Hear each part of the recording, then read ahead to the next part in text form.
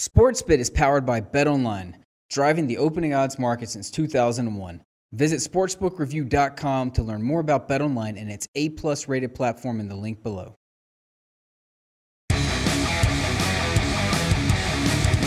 It's Big 12 championship game preview time here on SportsBit Betting Insight today. Let's get it right into it. Oklahoma -7, total 63.5 against the TCU Horned Frogs.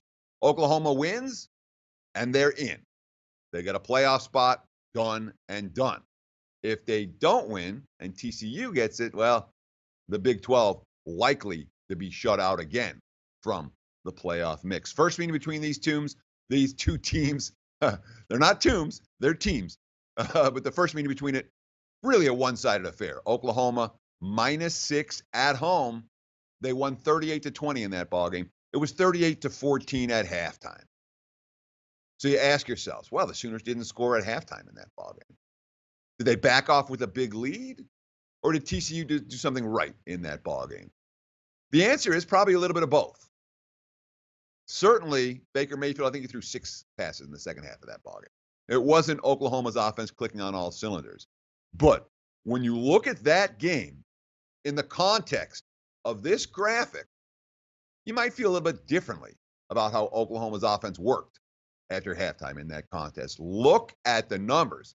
TCU defense after halftime, their second half defense over the last 7 games. Look at it. There's a whole bunch of zeros and a couple of threes. They've given up 6 points total on defense after halftime of their last 7 ball games. They did it to Oklahoma the first time. So maybe you say the Sooners weren't trying. Maybe you say some of these games were blowouts, whatever. The bottom line is when it comes to making adjustments in game, Gary Patterson and his staff have been nothing short of remarkable. So the question is, can Baker Mayfield be slowed down? Because with all the adjustments, guess what? Oklahoma still scored 38 points before halftime of that contest. And Mayfield, I mean, his numbers just blow you away. The last 2 seasons, 8,972 passing yards at 11.5 yards per attempt. 77 touchdowns versus only 13 interceptions.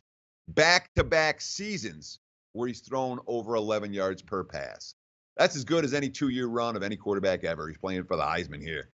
No. So, obviously, the stakes are high for Baker Mayfield and the Sooners. TCU's got to counter with Kenny Hill. You know, Kenny Hill, the bottom line numbers are good. 8.1 yards per play, 19 touchdowns, only 5 interceptions. Kenny Hill was not good for TCU in big games. That's my biggest concern about the Horned Frogs here. But given those defensive numbers, given the defensive excellence for TCU throughout the course of the Big 12 campaign, with all of those quality offenses that they faced, I'll tell you what, touchdowns a lot to lay in a game like this one. No surprise here. You got to hold your nose and pray Kenny Hill doesn't screw it up. But if I'm playing, I could only take the points with the Horned Frogs. I'm not laying here with the Oklahoma Sooners. Be sure to check back to SportsBit tomorrow on Friday, because guess what? It's NFL time. We'll have Pro versus Joe's, all the bad beats, bad bets, bad for the books, and 4 huge big game breakdowns for the NFL card for the weekend right here on SportsBit. Betting Insight today from SBRpicks.com. Cheers. Have a great Thursday. Hey guys, thanks for tuning in to our channel. Now, we've put a lot of work into producing all these free videos, so please help us out and keep all our content free for you forever by simply liking, sharing, commenting, and subscribing. Now, not to mention, a visit to our industry-leading website will warm the hearts of all our SBR employees, especially myself. Now, the links are over there to the left, so do check those out. Thanks for watching.